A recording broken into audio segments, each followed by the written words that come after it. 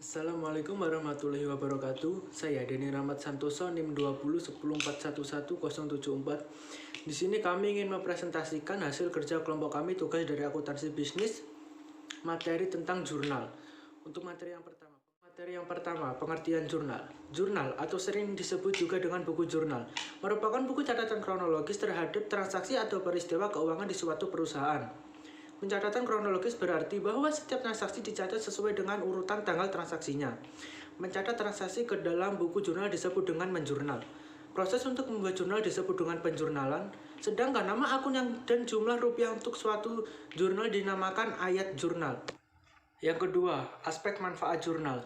Ada beberapa aspek yang menjadikan jurnal sangat bermanfaat dalam suatu perusahaan, yaitu untuk yang pertama, aspek riwayat transaksi. Yang kedua, aspek deteksi kesalahan. Yang ketiga, aspek pengendalian. Materi selanjutnya, daftar nama akun dan kode akun. Istilah akun sering juga disebut dengan istilah perkiraan atau rekening. Biasanya, setiap perusahaan telah menetapkan akun-akun apa saja yang digunakan dalam kegiatan akuntansinya. Daftar akun biasanya disusun atas dasar subklasifikasi dan kelompok sesuai dengan cara penyajian laporan keuangan. Biasanya, akun-akun diklasifikasi menjadi kelompok akun neraca atau akun real dan kelompok akun laba rugi atau akun nominal atau akun sementara. Kelompok akun real atau akun neraca disubklasifikasikan menjadi aset lancar, investasi, aset tetap, kewajiban lancar, kewajiban jangka panjang, dan ekuitas. Sedangkan kelompok akun nominal atau akun laba rugi disubklasifikasikan menjadi pendapatan dan beban.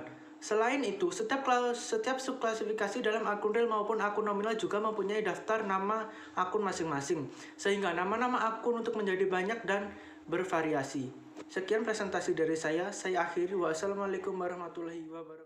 Assalamualaikum warahmatullahi wabarakatuh. Nama saya Syarifah Fideliandarini, NIM 2010411075.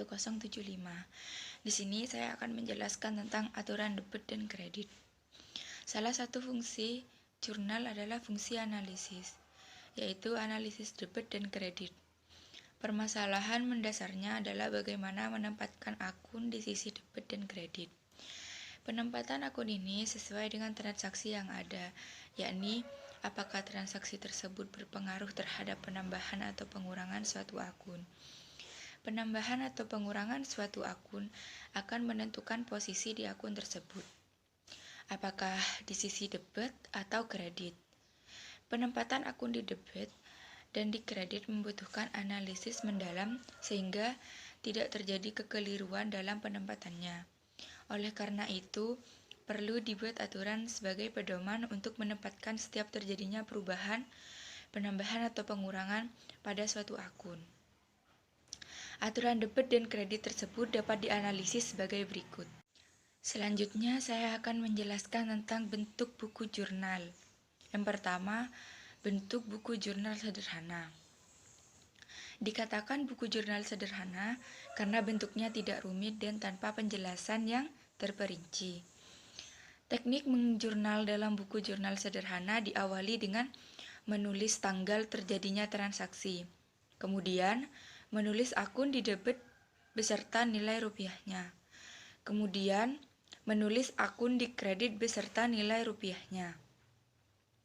Untuk menulis akun di kredit, posisinya agak masuk ke dalam dibandingkan akun yang di debit. Hal ini untuk membedakan akun debit dan akun kredit. Sekian presentasi dari saya. Selanjutnya akan dilanjutin oleh Assalamualaikum warahmatullahi wabarakatuh. Nama saya Eva Ana Fitria, nomor NIM 2010411076. Saya dari kelompok 1. Saya akan melanjutkan penjelasan dari bab 3, yaitu pencatatan transaksi. Saya akan melanjutkan pembahasan dari bentuk buku jurnal pada bagian yang kedua. Bentuk buku jurnal yang kedua yaitu buku jurnal standar. Penggunaan buku jurnal sederhana pada dasarnya bertujuan untuk mencatat transaksi-transaksi perusahaan yang frekuensinya masih relatif sedikit. Kelemahan lain dari menjurnal transaksi dalam buku jurnal yang sederhana adalah tidak informatif. Maka dari itu, kita untuk menghindari hal-hal tersebut, maka dikembangkan format buku jurnal standar. Hal-hal yang perlu diperlukan dalam membuat jurnal ini adalah jika jumlah transaksi lebih dari satu halaman, maka pada halaman pertama dibuat jumlah yang dituliskan jumlah dipindahkan. Lalu pada halaman berikutnya dibuat dengan jurnal yaitu jumlah pindahan. Contoh pada tabel berikut yaitu Bengkel Lama Tuan Jaya Jurnal Umum periode 31 Januari 2003. Di sisi kiri kolom pertama terdapat tanggal yang berisi tahun, bulan, dan tanggal transaksi. Kemudian kolom berikutnya ada nama akun atau keterangan. Setelah itu kolom berikutnya lagi ada ref, lalu debit, dan kolom berikutnya ada kredit. Dan jangan lupa ketika membuat tabel jurnal umum disertakan dengan halaman jurnal yang terletak pada kanan atas tabel. Seperti tabel berikut ini, pada tanggal 1 terjadi transaksi berupa pemasukan kas. Nah, pemasukan kas ini dimasuk ke dalam debit. Setelah itu ada piutang, masukkan dalam kredit. Karena piutang tersebut masuk dalam kredit, maka penulisan piutang pada akun atau keterangan agak dimasukkan. Karena itu untuk menunjukkan bahwa akun tersebut merupakan nilai kredit. Dan seterusnya. Lalu di bawah sendiri ditambahi dengan kolom yaitu jumlah dipindahkan. Setelah selesai di jurnal pertama, maka kita akan membuat jurnal yang kedua yaitu jumlah pindahan. Sebenarnya jurnal ini sama seperti jurnal yang pertama.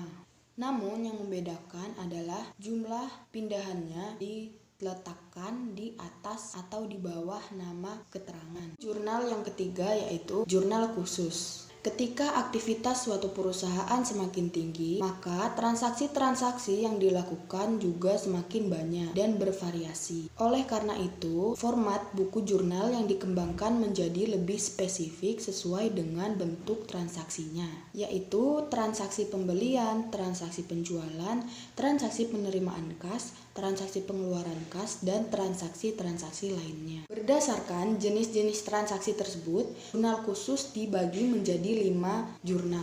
Yang pertama, jurnal pembelian, yang kedua, jurnal penjualan, yang ketiga, jurnal penerimaan kas, yang keempat, jurnal pengeluaran kas, dan jurnal memorial. Selanjutnya akan dijelaskan oleh rekan saya.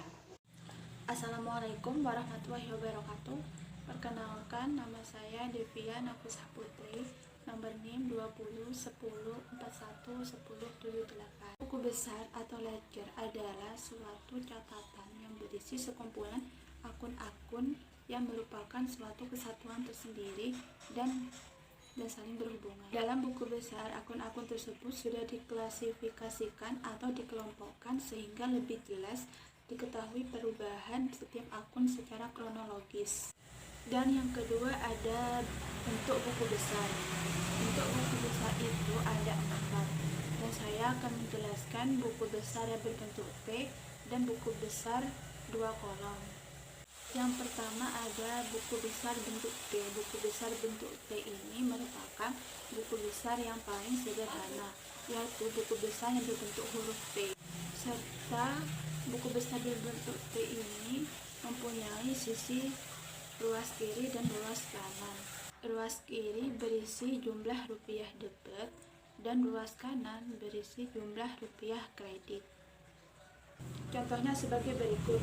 Terdapat beberapa ayat jurnal yang telah dibuat oleh suatu perusahaan dengan tampilan sebagai berikut. Contohnya kas. Kas bertambah berada di sebelah debit dan modal Tuan A berada di sebelah kredit karena modal itu bertambah. Dan yang kedua ada perlengkapan. Perlengkapan bertambah berada di sebelah debit dan utang usaha berada di sebelah kredit. Karena utang usaha itu bertambah, jadi di sebelah kredit. Dan yang kedua ada buku besar bentuk 2 kolom. Buku besar 2 kolom ini mempunyai 2 bagian, yaitu debit dan kredit. Setiap bagian tersebut mempunyai beberapa kolom, yaitu tanggal, keterangan, ref, dan jumlah. Jumlah debit dan kredit dijumlahkan, kemudian dihitung selisihnya untuk mengetahui saldo akun yang bersangkutan. Sekian dari saya. Assalamualaikum warahmatullahi wabarakatuh. Assalamualaikum warahmatullahi wabarakatuh. Saya Yulin Kusmawati, NIM 20104111079. Di sini saya akan menjelaskan tentang buku besar bentuk 4 kolom. Buku besar bentuk 4 kolom atau sering disebut buku besar bersaldo tidak hanya terdiri dari 4 kolom. Karena ini maksud 4 kolom tersebut adalah kolom-kolom tanggal, debit, kredit, dan saldo. Dalam buku besar ini juga terdapat kolom-kolom keterangan, ref, dan sering juga dibuat satu kolom lagi yakni D atau K yang menunjukkan saldo debit atau kredit akun setiap kali terjadi perubahan. Cara penggunaannya sama seperti buku besar 2 kolom, hanya berbeda dalam perhitungan saldonya. Saldo pada buku besar 2 kolom dihitung pada suatu periode tertentu, dimulai dengan menghitung jumlah debit dan jumlah kredit, kemudian dilanjutkan dengan menghitung selisihnya. Sementara itu, saldo pada buku besar 4 kolom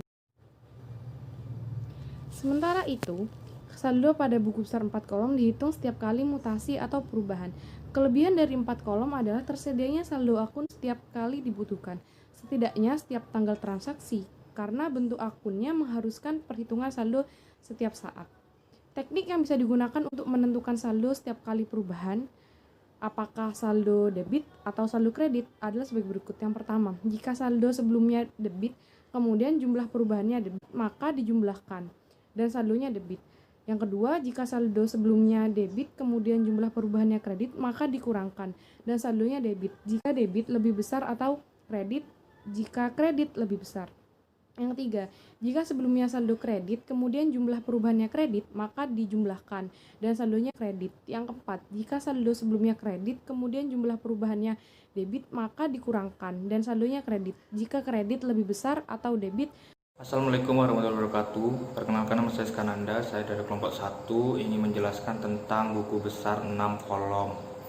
Buku besar 6 kolom pada dasarnya sama seperti buku besar 4 kolom. Perbedaannya hanyalah di kolom saldonya yang dipisahkan antara debit dan kredit. Jika pada saat perubahan saldo akunnya adalah debit, maka saldo tersebut dicatat ke dalam saldo debit dan sebaliknya. Jika kredit, maka dicatat di dalam kolom saldo kredit. Bentuk buku besar 6 kolom dapat diilustrasikan sebagai berikut.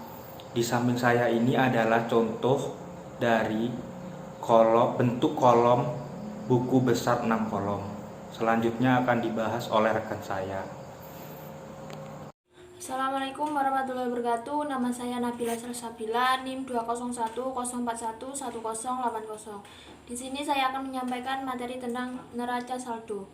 Setelah penggolongan transaksi berdasarkan kelompok akun dan perhitungan besarnya saldo setiap akun, maka langkah selanjutnya adalah pengiktisaran saldo akun yang terdapat dalam buku besar ke dalam neraca saldo. Pengertian neraca saldo sendiri yaitu suatu laporan yang memuat daftar akun beserta saldonya, baik itu debit maupun kredit.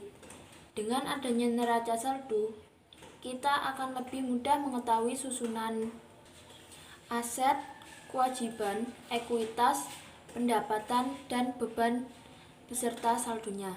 Jumlah saldo debit harus sama dengan jumlah saldo kredit. Jika berbeda, maka telah terjadi kesalahan. Sekian dari saya, selanjutnya akan disampaikan oleh teman saya. Terima kasih. Assalamualaikum warahmatullahi wabarakatuh. Nama saya Dion Nurwayuni, NIM 20110411082. Di sini saya akan menjelaskan tentang indikator kesalahan dan penemuan kesalahan. Kesalahan dalam neraca saldo dapat mempengaruhi jumlah antara debit dan kredit. Kesalahan apa biasanya? Yang pertama, salah dalam menyajikan neraca saldo.